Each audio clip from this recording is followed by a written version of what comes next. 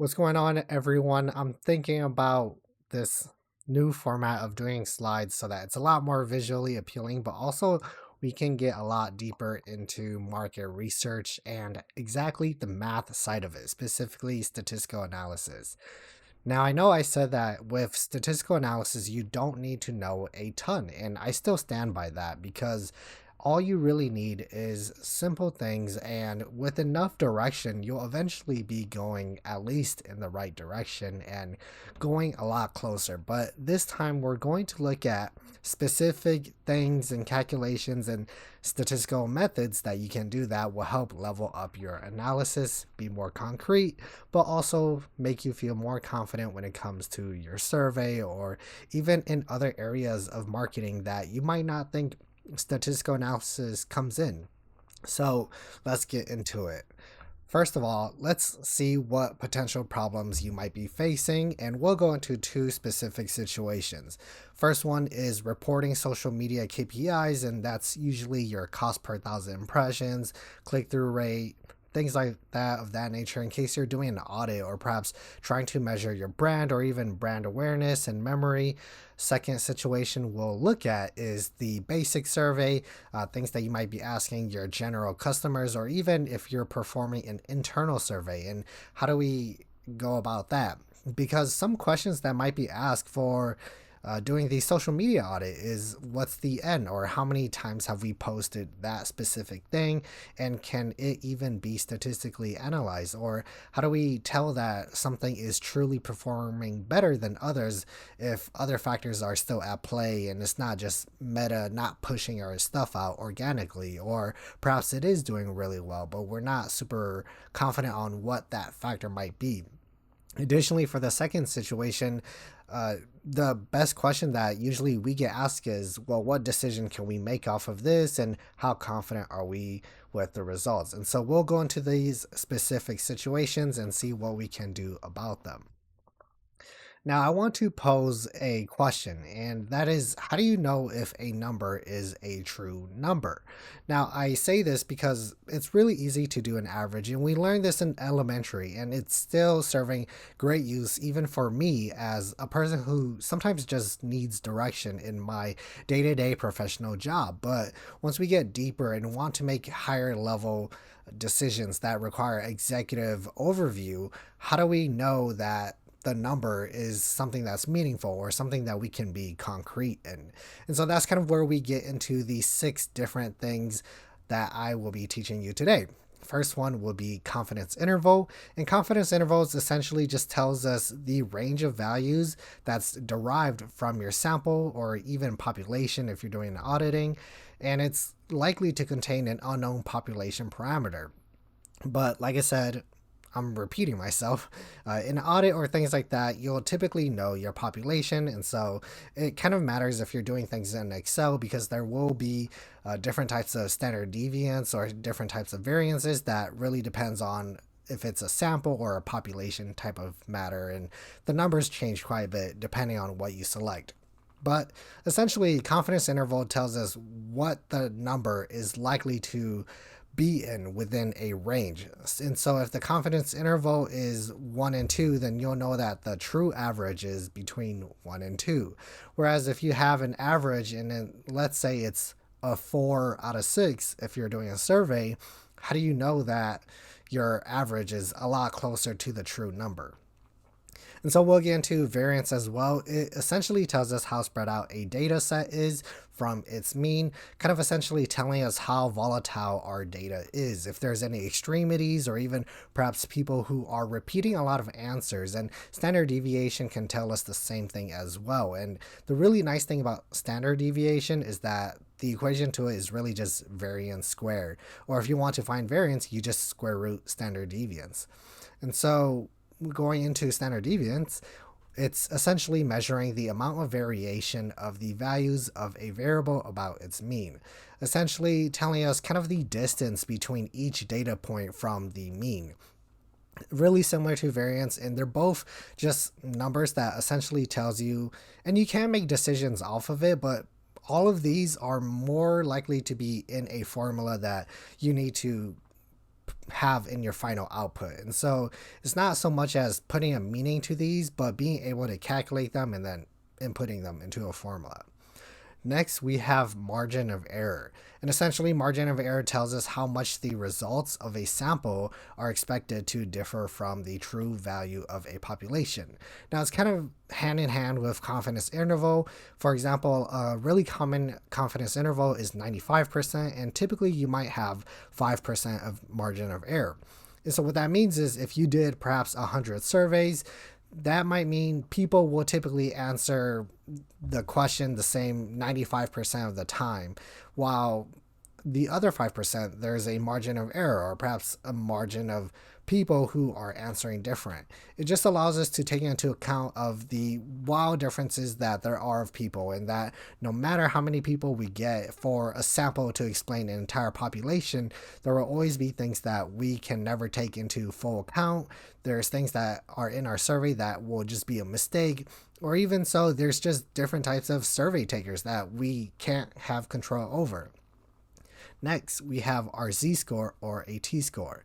And essentially, it measures how many standard deviations a data point is from the mean of a data set. Now, it's really similar to standard deviation, but I don't want to get too caught up in the description itself, because z-score and t-score are mainly just used if you are, and they have other use cases as well, but in the situations that I provided, they are just used for determining the degree of freedom for confidence interval, essentially giving you a number for the formula that you need.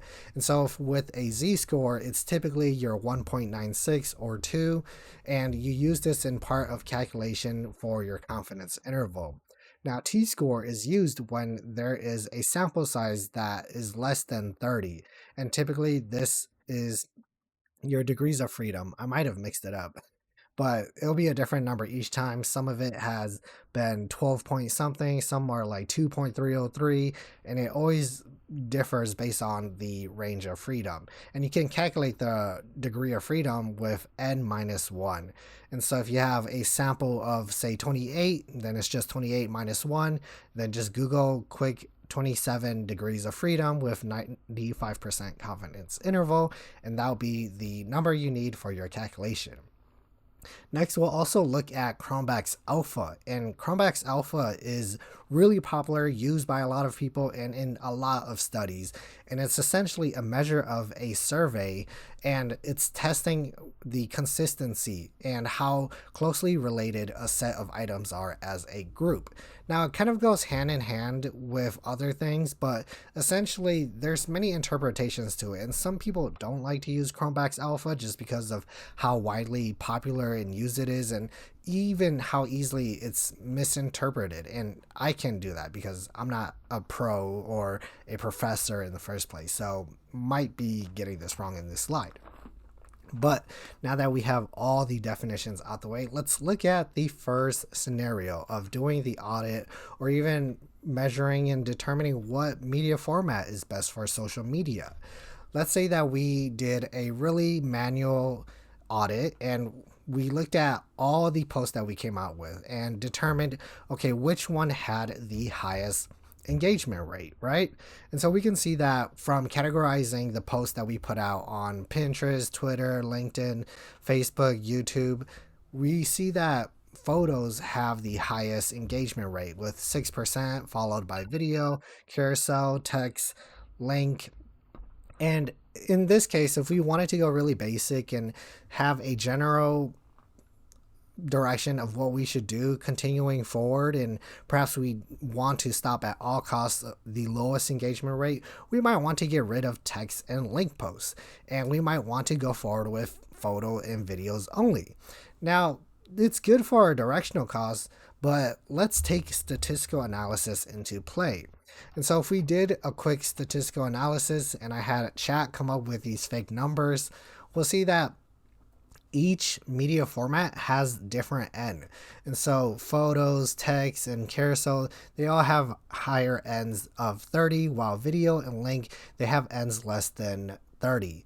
And so for them, they are doing a T score, while the other ones are a Z score, which is just 1.96. And then the others are based on degrees of freedom, but I didn't put that in the prompt, so I guess it just did 2.20 for 11 degrees of freedom. Yeah, DF. Okay, and so because of that, they also calculated standard deviance, variance, and then the margin of error. PP essentially just stands for percentage point and essentially tells us the difference when it comes to the confidence interval when you're doing the calculation.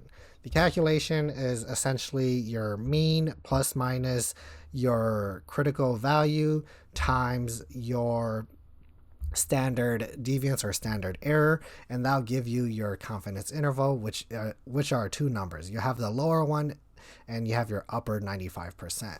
Now this is also a part of the regression when you perform in Excel. Back in that video when there was the lower 95% and then upper 95%, this is the same thing as that, essentially allowing us to determine how confident can we feel about the number that we have. Now, the average is supposed to be in between these two, ideally, right? But we're looking at the range to determine just how large it is and if we can rely on it. Because anything that's super huge, I might not think that it's something that I can rely on. Because even though, let's say that for photos, the upper 95% is 12%, that might look good because it's saying that engagement rate might be as high as 12%, but because it's as high as that and the lowest is 5.2, I might not trust it because why is the range that big? And so from beyond just this graph, we can actually put it onto our chart as error bars and essentially telling us not what the error range is, but instead what the potential range is. And so that's what we're using as error bars for, but it's not following the data in the previous slide. I just made this up. But in this interpretation, we can see that, okay, for photos, the error bar isn't super huge. Videos, we know that it had a smaller sample size, but we did the statistical analysis correct and had the correct critical value and everything. But look at just how long it is of the potential. And then carousel, text, and link, they kind of followed, so we know that they're pretty much similar.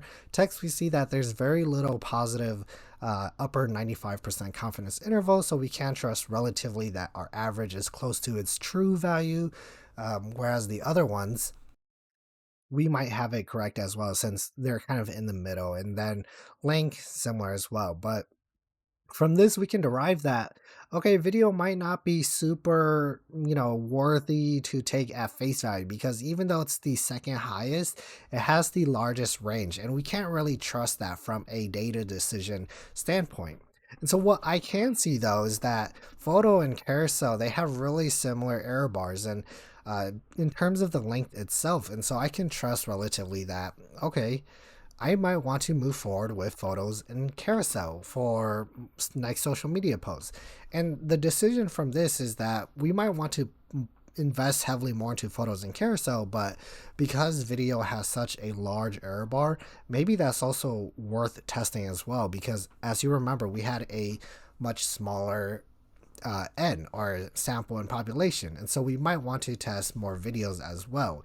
And so there's different ways that we can take this direction and be able to tell our managers, our leaders, and explain that, hey, we should invest more into this to get better results, but because of this analysis that I did, it's still unsure, but it might be something worth going for just from the directional insights with the 5% engagement rate. That's something that you can actually bring up and test.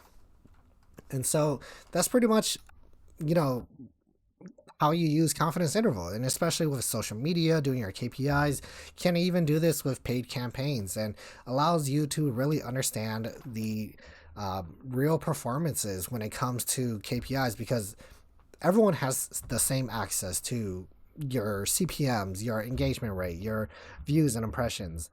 Not everyone is going to see it, but when it comes to the page that you own and control, everyone has the same dashboard, everyone has the same KPIs. And so, what are you going to do with a KPI from that standpoint, besides just taking it at the number value and turn it into something that's strategic? Additionally, it also allows you to be able to make confident decisions and be trusted with higher projects. And so that's kind of what the second situation is, because if you're able to translate something as hard, well, not hard, something as statistical beginning level for social media, well, what does that mean when you're put onto a much more rigorous project, right? What can you do for that? And so there's a lot of value in doing this, even though it's sometimes manual. There's some calculators in doing this, but being able to make data driven decisions means that you will be trusted and credible for the work that you do. And especially when it pays off and you're able to explain that, hey, these numbers tell me that this is working because of this. Let's continue that. And let's test these other things and see, okay, why it's not working and why it's working. And you can even go further with the media things, right? Like, well, what's in the photos, what's in the videos, are they different? And you can even test them against each other by that. And that's kind of more of the second situation too, but let's get into it. So situation two was the basic or internal survey questions with surface level analysis.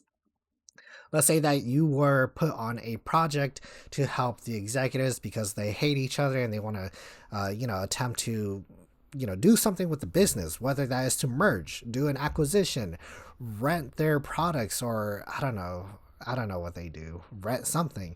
Either they want to partner with another company or even just want to sell the company as a whole, and you're pretty much cooked. That's similar to acquisition but different in that sense, or no, different from merge, but yeah.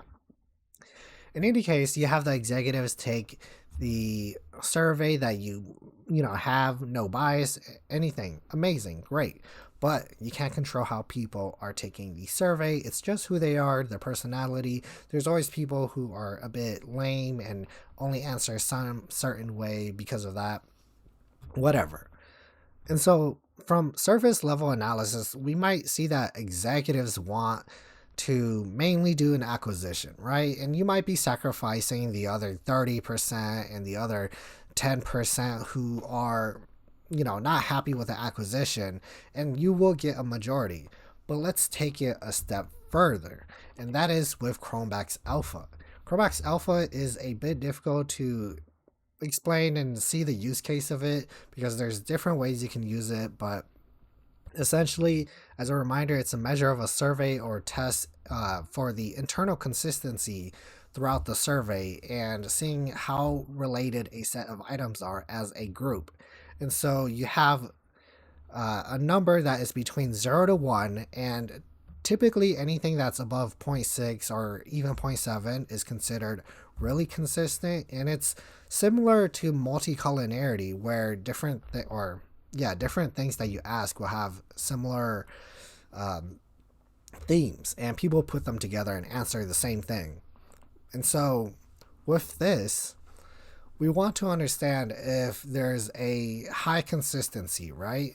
So, let's say we run the calculation, did Cronbach's alpha, and the alpha that it gives us back is 0.623.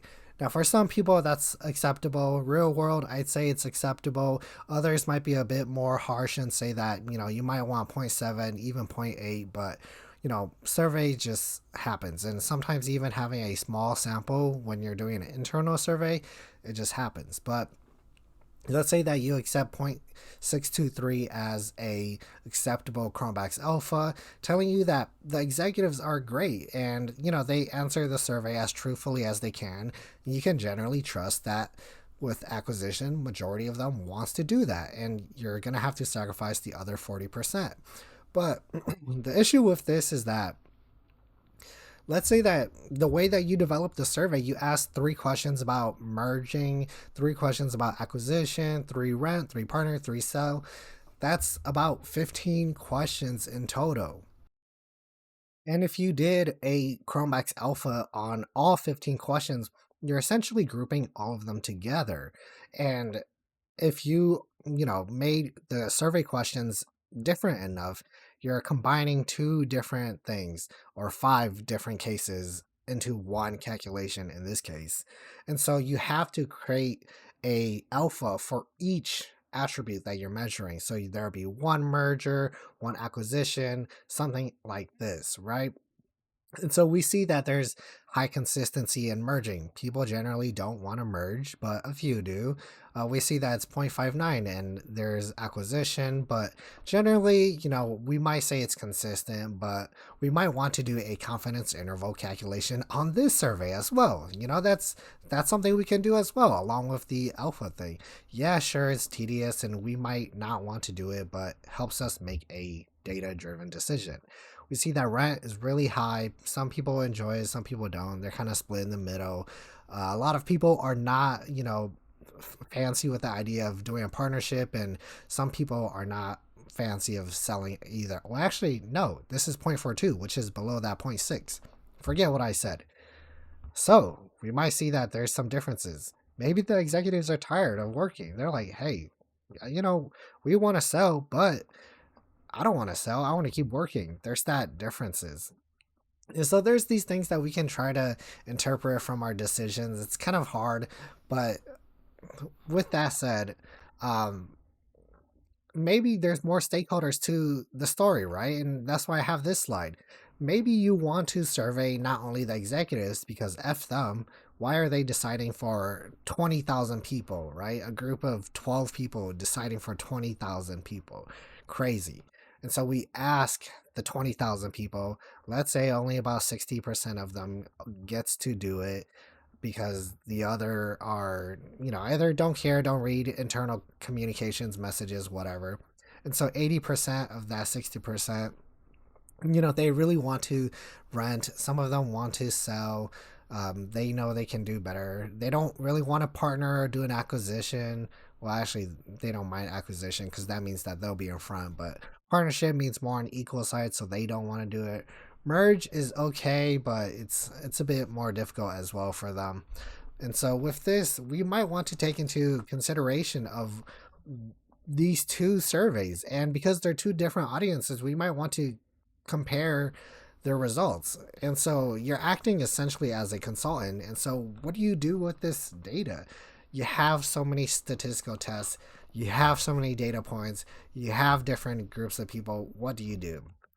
And there's many things you can do, from a factor analysis, you do even more Cronbach Alpha calculations, you do your confidence interval test with your margin of error, you do multicollinearity, you do your regression, t-test, chi-square, whatever it is that allows you to test differences between these two same groups or different groups, or be able to tell what the true number is. And at the end of all of that,